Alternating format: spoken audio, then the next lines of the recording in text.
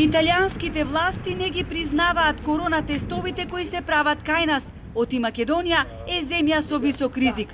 Сведочат нашинците кои долги години живеат и печалат во различни провинции во Италија. Тие раскажуваат дека токму од оваа причина голем дел од младите во последен момент се откажале празнично да патуваат дома, иако веќе купиле билети. По враќањето во Италија ќе мора да одиме во задолжителен карантин, дури ако поседуваме негативен коронатест, велат нашите соговорници. Сепак, ваквата ситуација не ја спречи постарата популација во сред пандемија да се врати во родната грудка. Нивна крајна дестинација најчесто е Струга.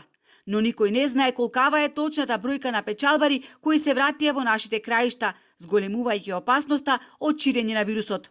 Од средината на месец декември па се до денес за влез во земјава граничниот премин Ќафасан дневно го користат од 2500 до 3000 патници и возила кои доаѓаат од западноевропските земји. Но оваа бројка воопшто не е релевантна, велат оттаму, бидејќи поради полицискиот час во Албанија, печалбарите годинава доаѓаат преку граничниот премин Табановце.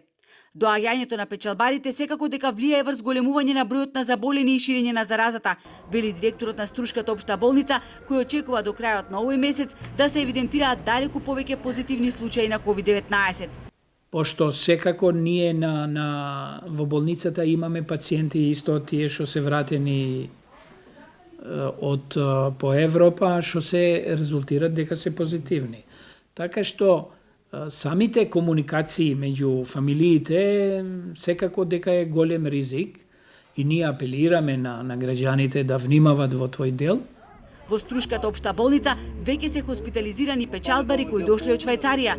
Заразените со опасниот вирус ќе се хоспитализираат и во монтираната модуларна болница во Струга, која ќе биде ставена во функција за 10 дена.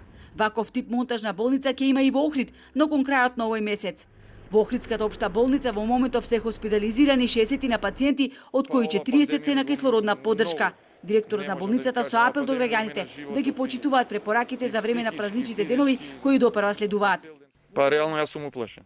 Да, реално сум уплашен дека народот нема да ги почитува тие мерки, тие препораки и сум уплашен. А све што не ќе се почитува, општата болница Охрид го трпи најголемиот товар.